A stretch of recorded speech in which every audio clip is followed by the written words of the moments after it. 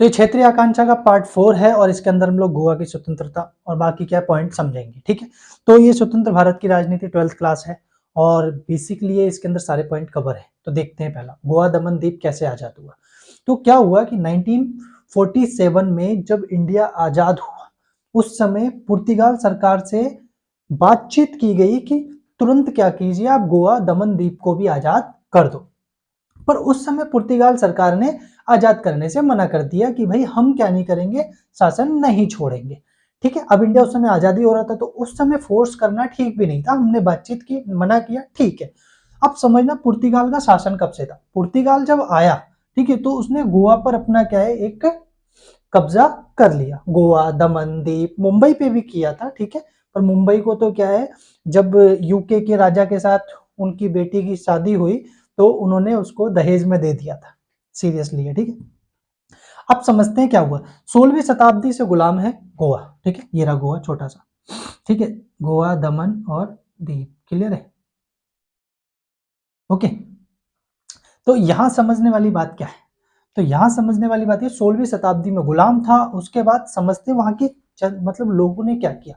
पुर्तगाल जो आया ही आया था इंडिया के अंदर, उसका उद्देश्य था धर्म परिवर्तन कराना, बड़े पैमाने पर लोगों को ईसाई बनाना, ठीक है। पर उसने इंडिया का इतना सोना चांदी, यानी कि जब वहां पर क्या शोहरत थे, जवाहरात हीरे अंधाधुंध देखा, तो वो क्या है उसके अंदर खो गया।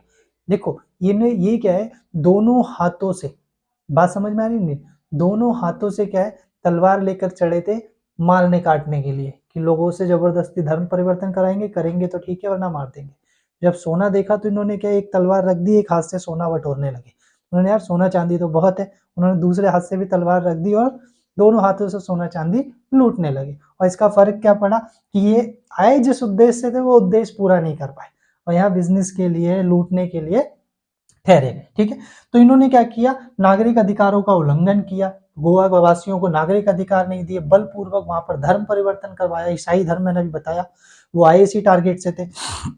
अब जब सरकार ने बातचीत का रास्ता अख्तियार किया और पुर्तगाल सरकार मानने को तैयार नहीं थी, तब इंडियन गवर्नमेंट ने डिसाइड किया कि अब क्या हम सैन्य यानी बल प्रयोग का क्या प्रयोग करेंगे, ठीक है। कब की बात है, तो 17 से 19 दिसंबर ऑपरेशन विजय चलाया गया। 2 दिन के अंदर इंडियन आर्मी ने क्या किया, गोवा दमन द्वीप को आजाद करा लिया, ठीक है। अब समझना, यहाँ पर इंडिया पे एक आरोप भी लगा कि इंडिया क्या है विस्तारवाद की नीति अपना रहा है, बल प्रयोग कर रहा है, ठीक है। और इसी वजह से जब 1960 के अंदर चाइना से हमारा युद्ध हुआ तो बाकी देशों ने क्या उतना सपोर्ट नहीं किया, हर समय उन्हें लगा कि इंडिया ऐसे विस्तारवाद की नीतियां अपना रहा है, अपने पड़ोसी देशों से लड़ रहा है, ऐसा लगा, ठीक है। तो ऑपरेशन मतलब विजय चलाकर इन्होंने क्या किया, आजाद करा लिया, किसको, गोवा दमन द्वीप को। अब समझना, दमन द्वीप तो क्या है भारत के यूटी है, तो अब गोवा को क्या किया जाए, 1961 में गोवा को यूटी बना दिया गया, यूनियन टेरिटरी। और वहां पर क्या है, पूछा गया कि वहां के लोग क्या चाहते हैं। तो समझना, दो पार्टियां वहां पर मेन थी, एक तो महाराष्ट्रवादी गोमांतक पार्टी, जिसका मानना था कि गोवा को किसमें शामिल कर देना चाहिए, महाराष्ट्र के अंदर शामिल कर देना चाहिए। तो जबकि क्या है, जो वहां पर यूनाइटेड गोवन पार्टी थी उसका अलग विचार था, उसका मानना था गोवा वासियों की अपनी पहचान है।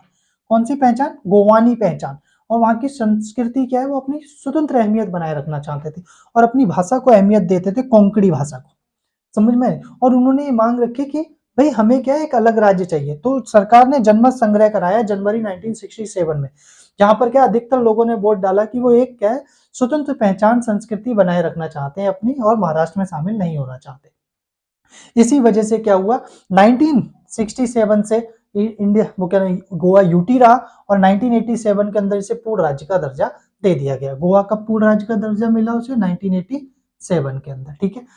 जनमत संग्रह कब करवाया गया, जनवरी 1967 के अंदर। तो ये पूरी गोवा की कहानी। तो नेक्स्ट जो है वो सिक्किम। सिक्किम कैसे भारत के अंदर शामिल हुआ, तो सिक्किम क्या हुआ कि बेसिकली ये एक स्वतंत्र राष्ट्र नहीं था, ठीक है, यानी भारत का एक अभिन्न अंग भी नहीं था, परंतु एक संप्रभु राष्ट्र भी नहीं था। यानी जब भारत में नहीं मिला था तो एक अलग मतलब स्वतंत्र देश भी नहीं था। इसका मतलब ये है कि इसके जो बाहरी मामले हैं, जैसे विदेशी मामले हो गए, किसी देश के साथ संबंध बनाना हो गया, इसकी रक्षा करना हो गया दूसरे देशों से, ये किसके अंडर में था, भारत सरकार के अंडर में था। आंतरिक मामले, राज्य का प्रशासन कैसे चलाना है, ये किसके हाथ में था, तो राजा के हाथ में था। अब राजा समझते हैं कौन था। सिक्किम के अंदर क्या है, जो राजा था वो अल्पसंख्यक नेपचा भूटिया समुदाय का था, ठीक है, चौग्याल, राजा का नाम क्या था, राजा चौग्याल थे, ठीक है। और बहुसंख्यक वहां पर जो लोग थे वो नेपाली मूल के थे, ठीक है। यहाँ बगल में ही देखो नेपाल भी है अगर आप देखोगे तो, और बगल में ही क्या है, भूटान भी है, ठीक है। ये क्या है, भूटान भी है, क्लियर है। यहाँ दो तबके थे, एक तो बहुसंख्यक नेपाली लोग थे, अल्पसंख्यक कौन थे, नेपचा भूटिया लोग थे, ठीक है। नेक्स्ट नंबर पे क्या हुआ, उसके बाद क्या हुआ कि वहां की जो जनता थी, मोस्ट ऑफ पॉपुलेशन, वो ये मानती थी कि जो छोटा सा समुदाय है वो हम पे क्या है, अपने जो डिसीजन है वो थोप रहा है, ठीक है। तो उनकी ज्यादातर लोगों का यह मानना था कि हम क्या है, भारत के अंदर शामिल होना चाहते हैं। 1962 के अंदर क्या, सिक्किम नेशनल कांग्रेस की स्थापना की, कागजी, ठीक है। तो उन्होंने जब बोला कि भाई हम क्या है, भारत में शामिल होना चाहते हैं, बट अब यहाँ सबसे बड़ी दिक्कत क्या आई, सबसे बड़ी दिक्कत यह आई कि भाई राजा उसके अगेंस्ट था। 1974 के अंदर इलेक्शन हुआ, ध्यान देना क्या, 1974 में सिक्किम में विधानसभा का चुनाव हुआ, जिसमें क्या बोलते हैं, सिक्किम नेशनल कांग्रेस जीत गई, ठीक है। और उन्होंने एक प्रस्ताव पारित किया कि सिक्किम को किसमें शामिल किया जाए, भारत में शामिल किया जाए। और वहां की जो जनता थी वो इसी बेस पे उन्होंने चुनाव भी लड़ा था कि अगर हम जीतेंगे तो भारत में क्या है, शामिल कराएंगे, ठीक है। तो वहां पर जनमत संग्रह करवाया, क्योंकि इंडियन गवर्नमेंट पे भी बहुत दबाव था उस समय, क्योंकि 1971 में हमने वॉर लड़कर क्या किया था, बांग्लादेश को आजाद कराया था। ऐसे में क्या पूरे विश्व में एक इमेज खराब होती है हमारी कि इंडिया क्या कर रहा है, विस्तारवाद की नीति अपना रहा है, दूसरे देशों के इंटरनल मैटर में हमले हस्तक्षेप कर रहा है, ठीक है। ऐसे में सिक्किम को हड़प लेना ठीक नहीं रहता, ऐसा माना जाता है। अगर वहां की जनता चाह रही है तो जनमत संग्रह तो कोई दिक्कत नहीं है, ठीक। तो इसी तरीके से क्या हुआ, वहां जनमत संग्रह कराया गया 1975 में, जनमत संग्रह हुआ, और जनमत संग्रह में 97% यानी कि 97% से ज्यादा लोगों ने वोट डाला इंडिया में शामिल होने के लिए। इसी तरीके से क्या, जो जनमत संग्रह हुआ था उसे भारत सरकार ने भी मोहर लगा दी और सिक्किम को भारत का राज्य बना लिया, जो सिक्किम भारत का 22वां राज्य बना। अब समझते हैं कि वहां के राजा का क्या विचार था। राजा और राजा के समर्थक जो नेपचा भूटिया थे, उनका मानना यह था कि इंडियन गवर्नमेंट यानी भारत सरकार ने साजिश रची, ठीक है। मतलब साजिश समझते हो, जनमत संग्रह करा के इस तरीके से ये एक साजिश रखी हमारे खिलाफ जनमत संग्रह कराने की, और दूसरा क्या है, उन्होंने बल प्रयोग किया, ठीक है, उसके साथ सिक्किम को हड़प लिया। कुछ भी हो, पर ज्यादातर लोगों का समर्थन था भारत को, क्यों 97% लोगों ने इंडिया के पक्ष में वोट डाला था। इसी वजह से वहां की जो राजनीति है वो एक विभेदकारी मुद्दा नहीं बन पाई। इसका मतलब ये है कि वहां अलगाववादी आंदोलन नहीं पनपे, क्यों, क्योंकि वहां की जनता ही चाहती थी भारत में शामिल होना, ठीक है। अब समझते हैं कि इधर चीन, ठीक है, क्योंकि यहाँ पर तिब्बत चीन हड़प चुका था, ठीक है। तो इसी तरीके से उसने क्या है, हमें 2005 में मान्यता दे दी, मतलब मान लिया कि सिक्किम जो है भारत का एक अभिन्न अंग है। देखो, हर चीज को एक मान्यता मिलनी चाहिए। अगर पूरा इंटरनेशनल लेवल पर मान्यता नहीं मानेंगे लोग, तो वो मानेंगे ही नहीं ये तुम्हारा पार्ट है।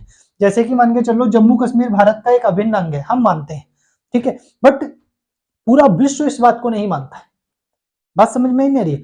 तो वो एक क्या है, विवादित क्षेत्र बोलता है, हम कहते नहीं हमारा मैटर, हमारा मतलब क्या बोलते हैं, पार्ट है। समझ में आई नहीं है। तो ऐसी सिक्किम को चाइना क्या है, मान्यता नहीं दी थी 2005 तक। चाइना ने 2005 में सिक्किम को मान्यता दी कि हाँ हम मानते हैं कि भारत का राज्य। बाकी देशों को तो कोई प्रॉब्लम ही नहीं है सिक्किम से, क्लियर है, क्योंकि बाकी कोई तो है ही नहीं, ऊपर चाइना ही है। चाइना ने कहा दिया हाँ भाई ये उसका ही पार्ट है, क्लियर हो गया। तो इस तरीके से सिक्किम को शामिल किया गया।